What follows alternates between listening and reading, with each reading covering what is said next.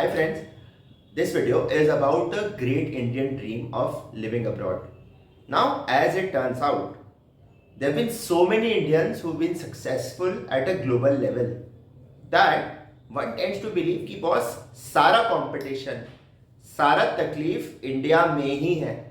India ही एक लौता ऐसा country है वर्ल्ड में जहाँ पे लोगों का इज्जत नहीं होता है, सिटीजन्स की लाइफ का रिस्पेक्ट नहीं है. And hence at any given pretext after class 12, after graduation, after post graduation, let me desert this country and move out to greener pastures abroad. Now, is it true that every Indian who will move abroad will be very happy? Now, this is what a lot of people on social media will actually portray. So, Satya Nadella and Sundar Pichai, of course, yes, Indra Nooyi, and so many Indians, they've gone abroad, बहुत successful हुए हैं, and they've done miracles for themselves. But abroad रहने के कुछ specific side effects भी हो सकते हैं. आपकी लाइफ में आएंगे कि नहीं आएंगे डिपेंड करता है आपकी किस्मत पे.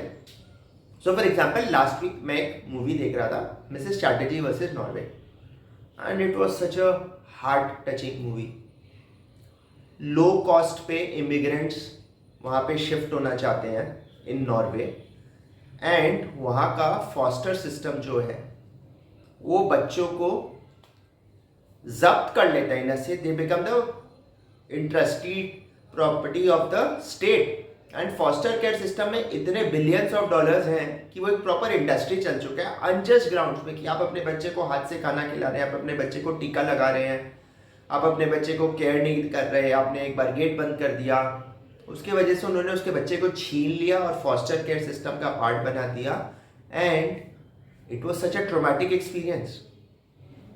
गोइंग अब्रॉड, सिटीजनशिप, इमिग्रेशन कितना अच्छा लगता है, बट इन द प्रोसेस अगर आप वो मूवी का पूरा सीक्वेंस देखेंगे आपको समझ में आएगा कि फॉरेन में they are so ruthless with their laws and regulations.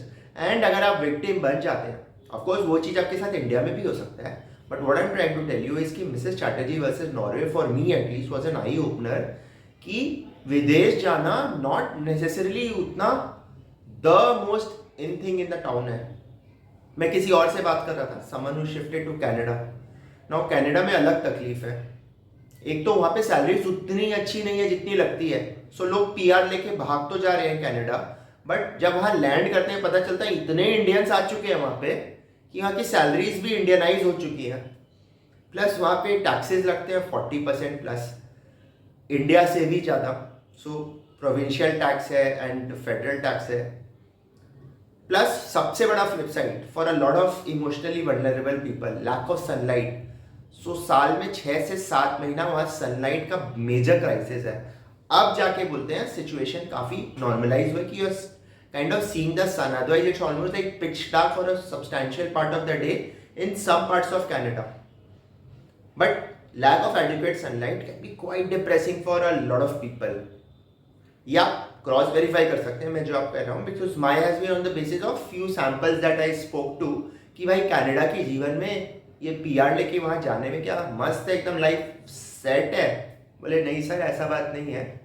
So given the salaries are not as lucrative as one would have thought, taxes are higher than one what would have thought, and these aspects like lack of sunlight etcetera for a good part of the year, ये एक बहुत बड़ा challenge है. Plus cultural issues.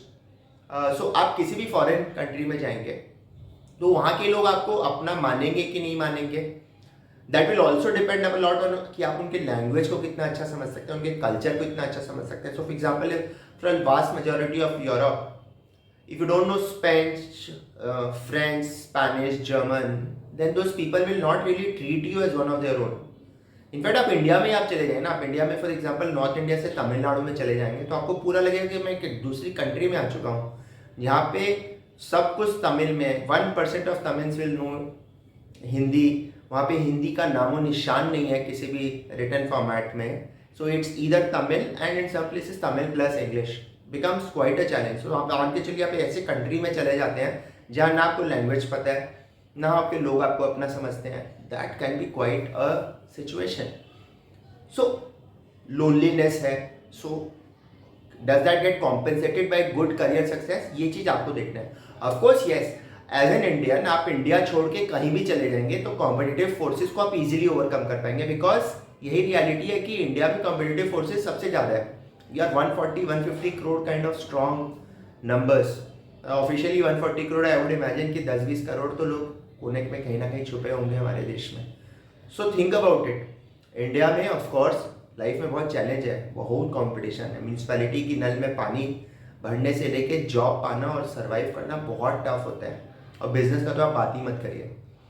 But the point is कि बाहर भी उतना great नहीं है जितना आपको लगता है, और होगा भी तो एटलीस्ट प्रोज एंड कॉन्स को इवैल्यूएट करके जाइएगा।